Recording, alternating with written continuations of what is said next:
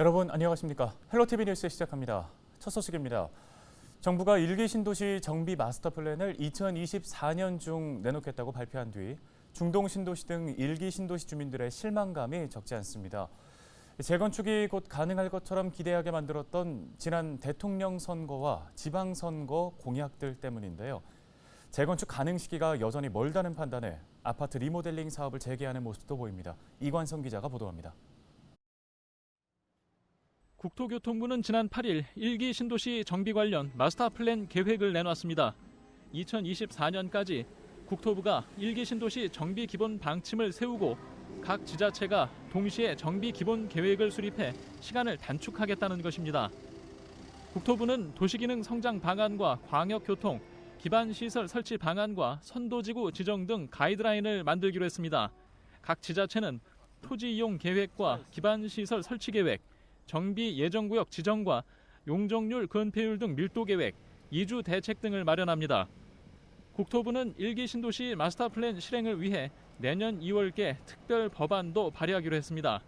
1기 신도시 주민들이 기대했던 재건축 안전진단 등 규제 완화 내용은 언급하지 않았습니다. 국토부는 발표 직후 사업 기간이 얼마나 빨라질 수 있냐는 질문에 상당한 시간이 필요하다고 답했습니다.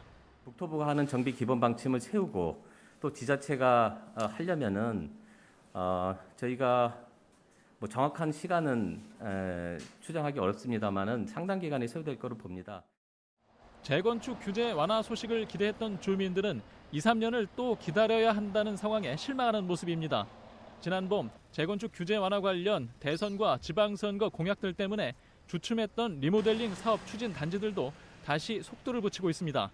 지금 이렇게 확정하기 어려운 내용들로 약간 두리뭉실하게 나오고, 그리고 이제 저희가 한 2, 3년을 더 기다려도 해당 플랜이 정확한지 그리고 100% 나올지도 알 수가 없기 때문에 그거에 대해서 많이 다들 어리둥절하시고 좀 더 확실한 리모델링을 해야겠다라는 생각들을 좀 많이 하고 계신 것 같습니다. 국토부는 1기 신도시들 중 선도지구를 정해 단계별 정비에 나설 계획입니다. 1기 신도시들 간 정비 시기가 달라질 수 있다는 얘기입니다. 재건축 사업성을 확보하는 용적률도 차등 적용할 계획입니다.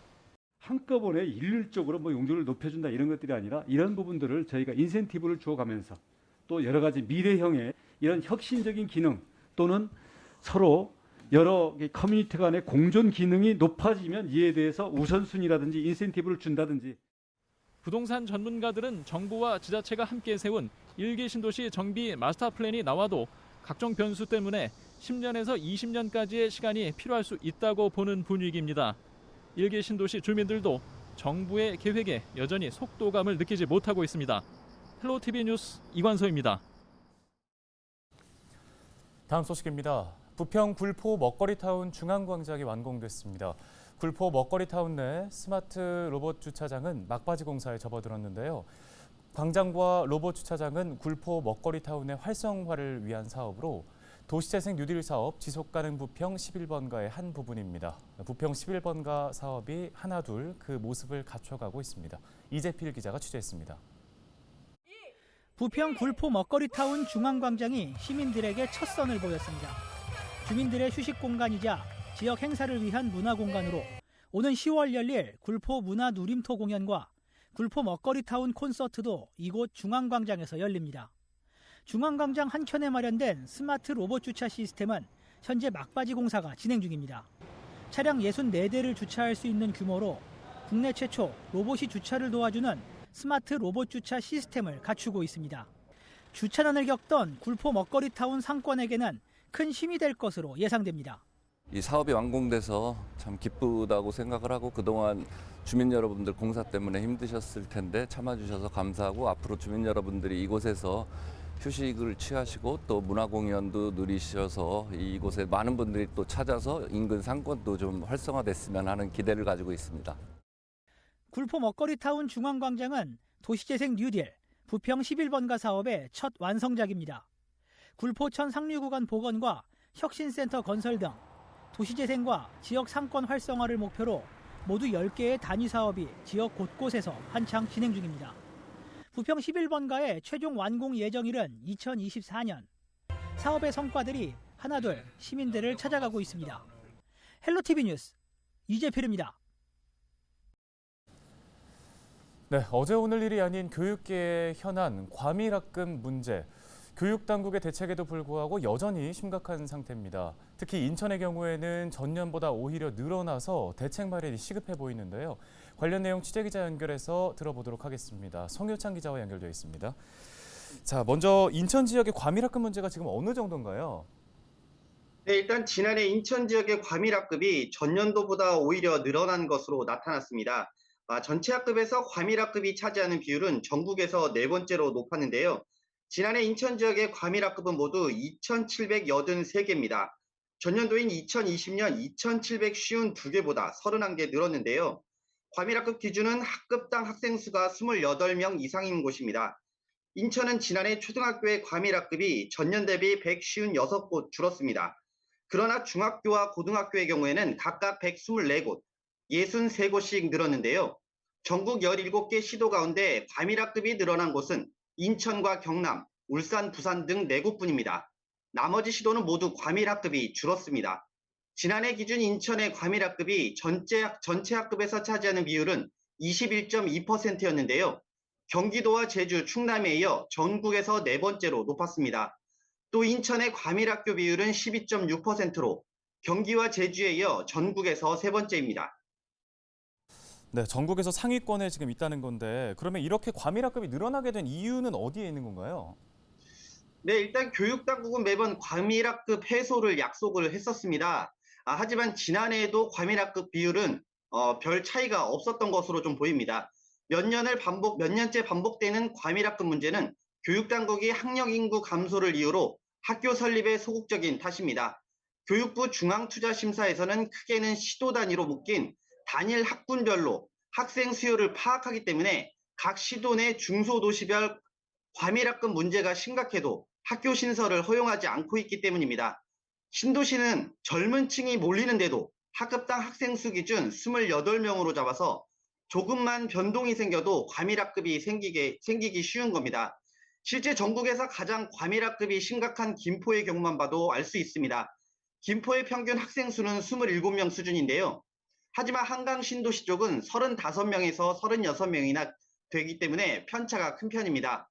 문제는 이 같은 현상이 송도나 청라와 같은 신도시에서 다시 발생할 수 있다는 겁니다. 현재 송도 내 중학교는 8곳으로 학생 수가 7,610명입니다.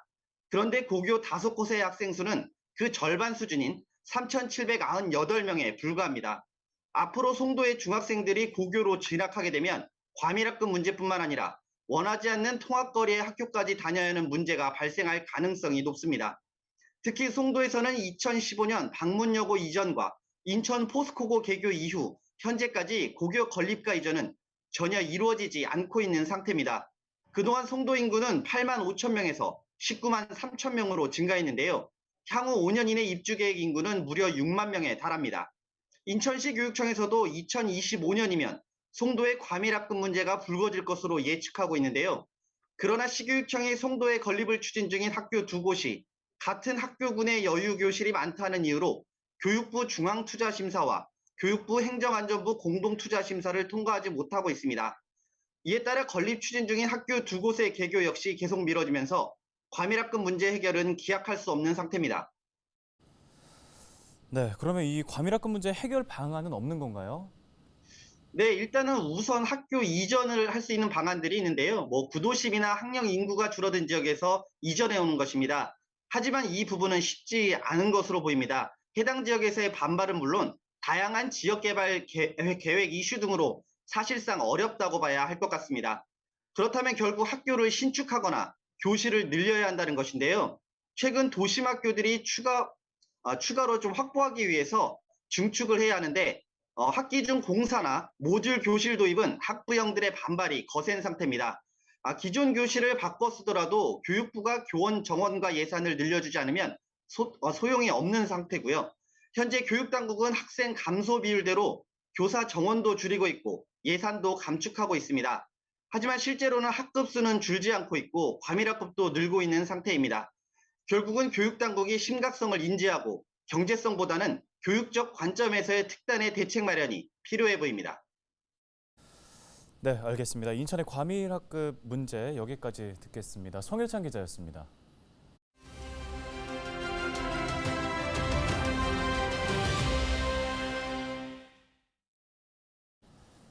네, 이 과밀학급 문제는 김포 역시 직면해 있는 과제입니다. 나아가 학급은 물론 아동과 청소년들을 위한 시설과 정책도 부족하다는 지적이 제기되는데요.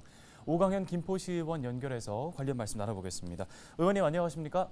네, 안녕하세요. 김포시 오강현 부의장입니다. 네, 먼저 의원님께서는 김포시가 아동 친화 도시로 나아가야 한다고 주장하고 계신 걸로 아는데요. 아동 친화 도시 어떤 의미를 담고 있을까요? 네, 아동 친화 도시란 그 18세 미만 아동이 살기 좋은 도시로 지역사회가 유엔 아동 권리 협약을 준수하여 불평등과 차별을 없애고 모든 아동의 권리를 온전히 보장하는 지역사회를 말합니다. 또한 아동의 의견을 지방자치단체의 의사결정 과정에 반영하고 정책 및 법령 마련과 예산 편성 시에 항상 아동의 권리를 고려하는 지역사회를 아동 친화 도시라고 합니다. 네, 현재 김포는 아동 친화 도시라고 보기에는 부족하다고 말씀하셨는데요. 특히 어떤 점이 부족하다고 생각하세요? 네, 김포시는 아직은 아동 친화 도시가 아니라고 생각합니다. 당장 아이들이 마음껏 뛰어놀 수 있는 공간도 부족하고요. 예를 들어 고촌읍 향산리에는 그 몇 개의 공원이 있는데요. 그런데 정작 아이들은 이제 농구대 하나 없어서 농구를 하기 위해 인근 지역인 사우동으로 원정을 온다고 합니다. 거대한 테마파크는 아니더라도 아이들 가까운 곳에 마음껏 뛰어놀 수 있는 공간 하나 정도는 보장돼야 되지 않을까 합니다. 또한 학교 통학로의 경우 아직도 아이들이 오가는 인도가 확보되지 않은 곳도 있습니다. 아이들의 안전이 빠르게 확보되는 것이 급선무라고 생각합니다. 네, 김포시는 과밀학급 문제도 안고 있습니다. 이 과밀학급 문제 또 나아가서 아동 친화 도시로 탈바꿈하기 위해서 어떤 방안들이 필요하다고 보시나요? 네, 먼저 김포시의 조직 개편이 필요하다고 생각합니다. 예를 들어 하남시처럼 과밀학급 TF팀을 신설할 것을 촉구하는 바입니다. 이를 통해서 단기, 중장기 대책을 세워야 하는데요. 먼저 단기적으로는 원거리 통학 학생들을 지원하는 타 지역 사례와 같이 안심 통학 차량 제도 도입을 고려해야 합니다. 중장기적으로는 김포시는 김포교육지원청과 학교 설립에 대해 본격적으로 논의하고 경기도교육청에 제안하여 과밀학급 문제를 반드시 해결해야 하는데요. 김포시는 궁극적으로 과밀학급 해소 방안인 학교 신설을 위해 무엇보다 학교 부지를 확보해야 합니다. 이를 위해서는 연구 용역, 정책 토론회, 업무 협약에 이어 부지 매입 등을 적극적으로 교육행정을 펼쳐나가야 근원적 문제 해결이 가능합니다. 또한 이제 과밀학급 문제를 비롯해서 청소년 교육 정책과 아동 친화 도시 정책을 위해서 저는 국가교육회의와 유사한 김포의 교육 공동체인 주민들이 중심인 김포교육 거버넌스 구성을 제안합니다. 학부모와 교육 공동체들이 수시로 자유롭고 편안하게 김포시 여러 교육 현안과 아동 친화 도시에 대한 논의 등을 하고 이어 교육 예산과 입법의 민의를 적극 반영할 수 있는 독립적인 자치기구를 만들어서 운영하면 더욱더 아동 친화 도시와 그다음에 과밀학급 문제를 해결해 나갈 수 있을 것이라고 기대됩니다. 네, 잘 들었습니다. 말씀 여기까지 듣겠습니다. 김포시의회 오강현 의원이었습니다.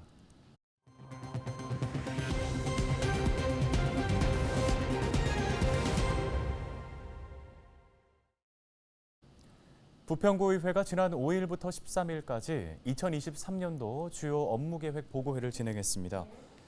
이 보고회는 191개 추진 사업에 대한 보고와 이에 대한 중점 추진 방향에 대해 논의하는 자리였는데요.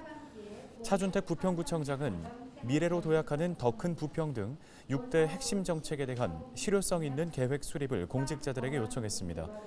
부평구는 보고회에서 제시된 발전 방안을 검토해 정책 사업을 최종 확정할 계획입니다. 뉴스 마칩니다. 고맙습니다.